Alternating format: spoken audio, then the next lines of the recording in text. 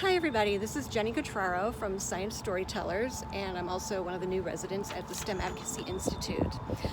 Science Storytellers is a public engagement program that I launched in 2017 at the AAAS family meeting with the support of the Borough's Welcome Fund and a small army of volunteers. In a nutshell, Science Storytellers is a program that gives kids a chance to interview scientists in the same way that professional journalists do. They ask questions, they really engage in a conversation, and at the end of their conversation/interview that they're doing together, they start to map out a story that they might tell from their conversation. Because of the success of our first year running our program at AAAS, Borough's Welcome Fund continued to support us running our program at the meeting for the following 3 years, 2018, 2019, and 2020. And the exposure that we received from running this booth also attracted the interest of a team of editors from Chemical and Engineering News, which is a publication of the American Chemical Society. They were able to bring us out to their annual meeting in the fall, in which they also run a public family event similar to Family Science Days, but on a smaller scale. And we were able to attend that event in 2018 and 2019. We also had plans to run Science Storytellers at their meeting once again in the fall of 2020. Well, we all know what happened in 2020, and like many other science engagement programs that run in person, I had to take a pause from Science Storytellers and put the program on hold for a while. And this is where STEM Advocacy Institute comes in.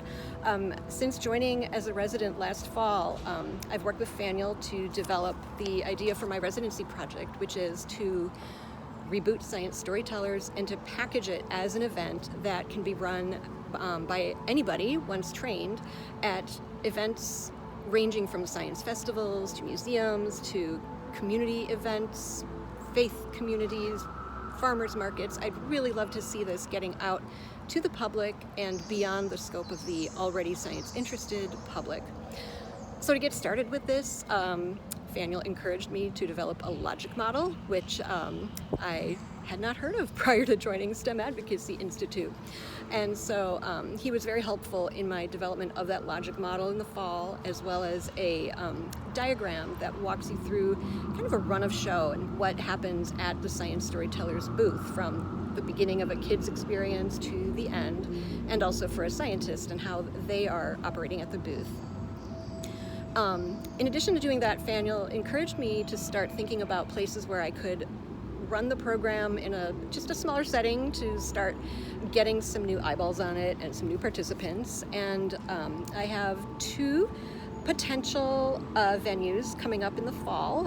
One of them is a local after-school program. I have been in touch with them about developing Science Storytellers either as a one-time event or possibly as a multi-week program for kids to develop, for kids to interview scientists, and then in the end to develop a publication, a short magazine or something like that that they could create and share with others. I'm also in talks with a neuroscientist at Harvard who works with teens, and she is very interested in bringing Science Storytellers to the youth that she works with in the city of Boston and working with her colleagues. And those conversations have just started, and I'll look forward to updating you all on that maybe in another couple of weeks or months and see where that goes.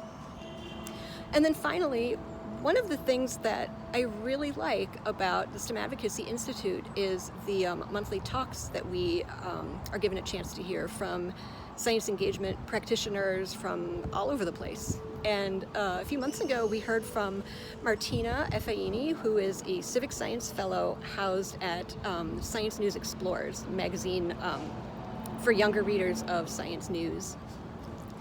And she spoke about her Civic Science Fellowship project, which is an exploration of how Generation Z is attracted to news media, or more specifically, how journalism can attract Gen Z audiences, which is somewhat of a tough nut to crack. After hearing her talk, I really thought that what she had to say was something that more journalists needed to hear about, because in journalism, we need to think about our future audience. And at the same time, I also thought her work really could inform what I'm doing with Science Storytellers. You know, Gen Z is the younger members of Gen Z are part of my audience, and I'm very curious about ways to reach them as well. So I proposed a session for the National Association of Science Writers annual meeting, all about finding new audience members in Gen Z and how to engage and interest them in science journalism. And I have Martina as one of my speakers and a few other people with newspapers and other organizations all doing this kind of work. And I'm happy to report that session has been accepted, and we will be presenting it in the fall at the NASW annual meeting in Boulder. I'm also really excited for NASW. This is an organization I've been involved with for many years. I'm really interested in introducing them to Martina's work. I think it's really important for just members of the journalism community to hear from up-and-coming writers and people who are just breaking into the science communication space. And I'm very much excited to have her come to this meeting and to introduce her to some of the people there, but also more importantly for them to hear from her. I think that about wraps up the summary of what I have been up to. Before signing off here, I just wanted to thank our funders for supporting this wonderful program. As somebody who's worked as a freelance writer and a sole practitioner in engagement, it's really wonderful to feel like I have colleagues again and like I'm a part of a broader community with scaffolding and support, and honestly even just the kind of social interaction that happens when you have coworkers. Thank you so much once again, and I look forward to updating you again in the future. Bye.